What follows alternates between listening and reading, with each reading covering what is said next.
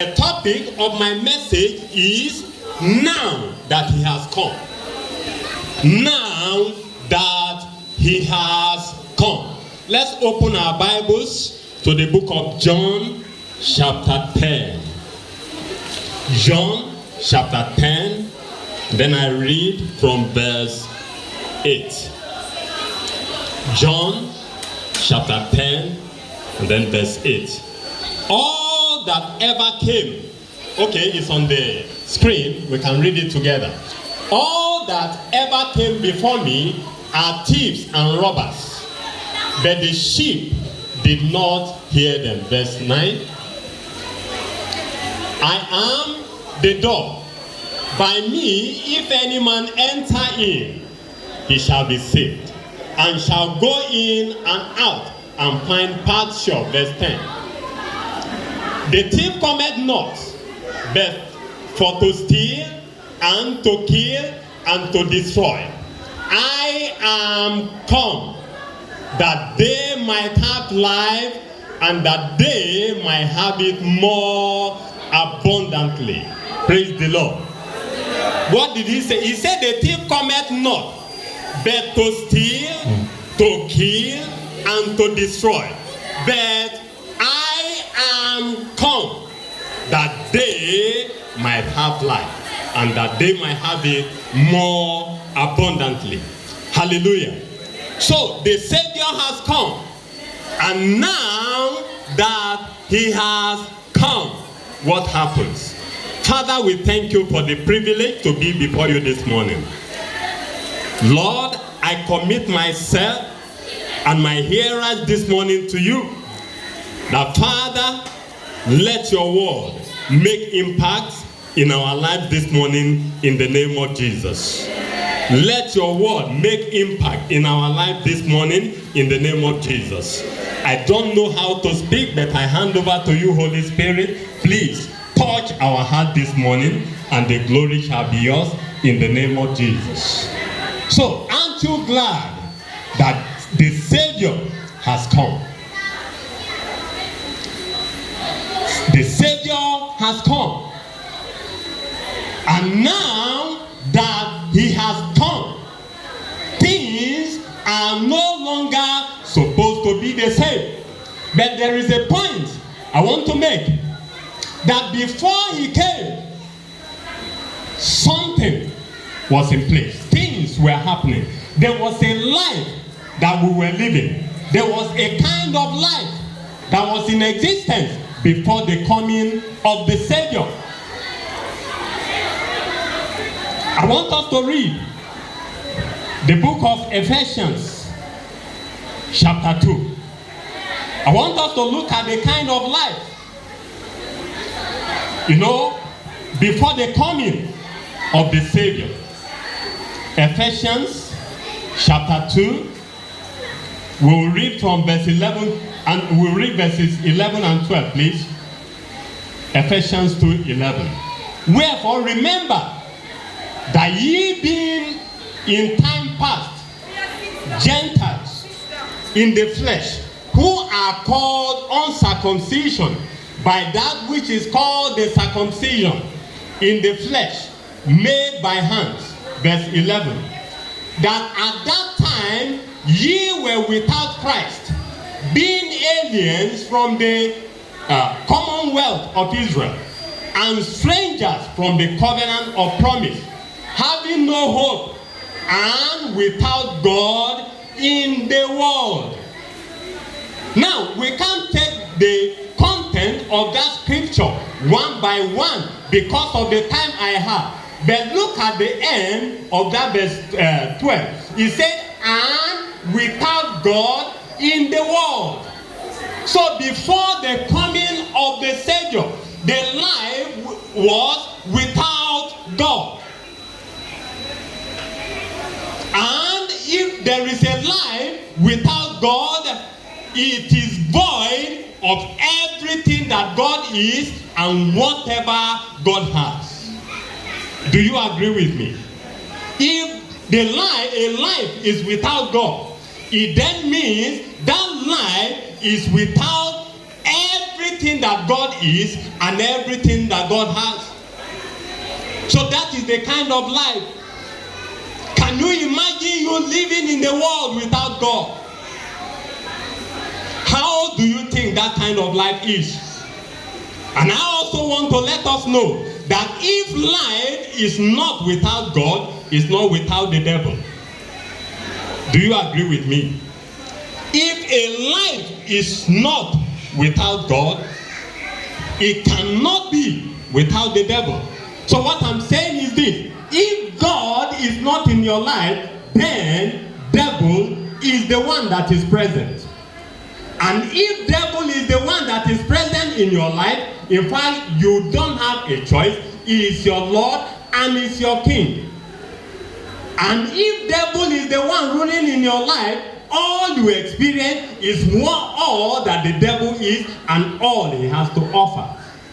So life before the coming of the Savior is a life of no hope, life of no future, life of no peace, life of no joy, life that is full of crisis. That is the life without God. And that is the life before the coming of the Savior. Praise the Lord. But I am glad to announce to you this morning that the Savior has come. Amen. And now that the Savior has come, your entitlement is life and life abundant. Hallelujah. That is why he said, the thief cometh not, but to kill, to steal, and to destroy. But I have come that you may have life, not to have life alone, but abundant life. And that is the life he has come to offer you this morning. Hallelujah. So let's quickly look at the life after his coming. Then we read that from verse 13 of Ephesians chapter 2. Please quickly, as I begin to wind up. Because I said I should not exceed that 15 minutes. Okay, from verse 13. But now in Christ Jesus, who sometimes were far off, are made nigh by the blood of Christ. Verse 14. For he is our peace, who had both one. Who had both one and had broken down the middle wall of partition between us. Verse 15. Having abolished in his flesh the enmity, even the law of commands contained in ordinances. Praise the Lord. Okay.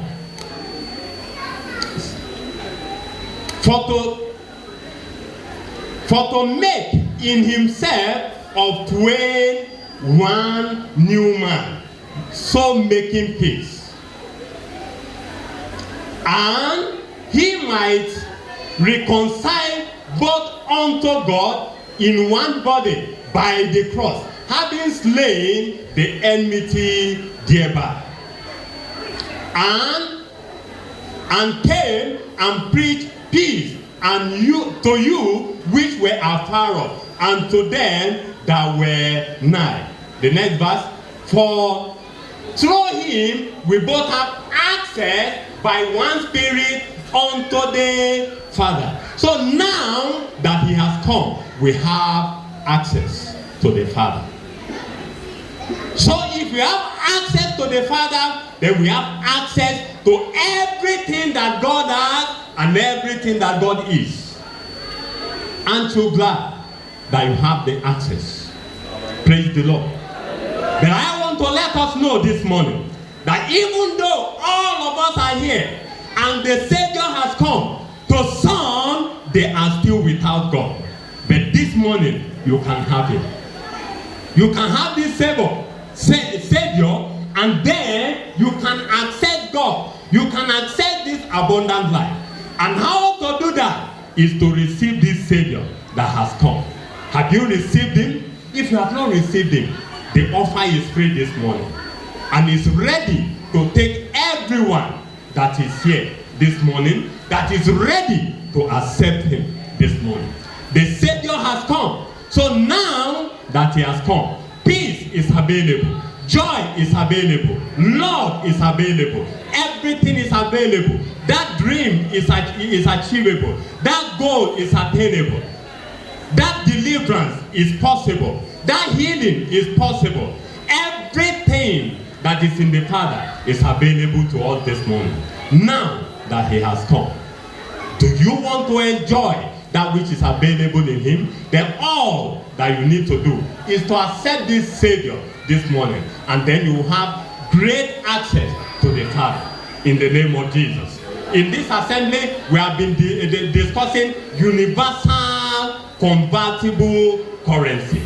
Hallelujah. If you accept him, you have access to that currency, and it is convertible to whatsoever you desire in life. So this morning, I announce to us that the Savior has come. Not only here that he has come, he is also here this morning, and is knocking at the heart, the door of the heart of someone. Are you ready to let him in? Please let us rise. Let us rise. The Savior is come, and now that he's come, you have access to the Father. The only limitation, the only barrier is you. But I want you to take that wall of partition from between you and God this morning by letting the Savior into your heart. And as you do that, you will see that your life will be different. This Christmas celebration will be different. Everything about you will take shape according to the will of God in the name of Jesus. All eyes closed. I want to quickly make this call. That even though the Savior has come and is here, not everyone is with that Savior. Many are living without God, but you can go home with God this morning. So you want to say, please, Pastor, pray for me. I want this Savior to come into my heart. I don't want to leave this place without God. Please, let Jesus come into my heart. Raise up your hand this morning. I will pray for you quickly, and you will go home with God this morning in the name of Jesus. Anyone in the house, please raise up your hand. Raise up your hand. Is there anyone that say, I want to go home? I don't want to go without the Savior. Young man, do you want to give your heart to Jesus? You want to give your heart to him? Look at me. Young man, did you want to raise your hand? Okay. Praise the Lord. Please, the greatest thing, the greatest gift, the greatest thing you can have in this Christmas is to go home with this Savior. But if there is no one, I congratulate every one of us that you have this Savior and you have this access to the Father, and you will continue to celebrate the life that the Savior, the abundant life that this Savior came to give in the name of Jesus. Father, I thank you this morning. Thank you for everyone that have listened to this message this morning. I ask in the name of Jesus that, Father, all things are possible with you. Now that you have come, I ask in the name of Jesus, let there be open doors for your children. That which they have desired of you, let them begin to access it now in the name of Jesus. Amen. Let that healing come in the name of Jesus. Let that deliverance come in the name of Jesus. Let that provision come in the name of Jesus. Let that yoke of sin be broken in the name of Jesus. Let that freedom come in the name of Jesus. Let that dream be realized in the name of Jesus. Deliver miracles into the hands of your children even before the end of this year in the name of Jesus. Thank you, Heavenly Father. Lord, above all, I pray that as we go from here, in the name of Jesus, we will please you in all things. And when you shall come, we all make it to heaven in the name of Jesus. Thank you, Father. In Jesus' mighty name we pray. Amen. Let's put our hands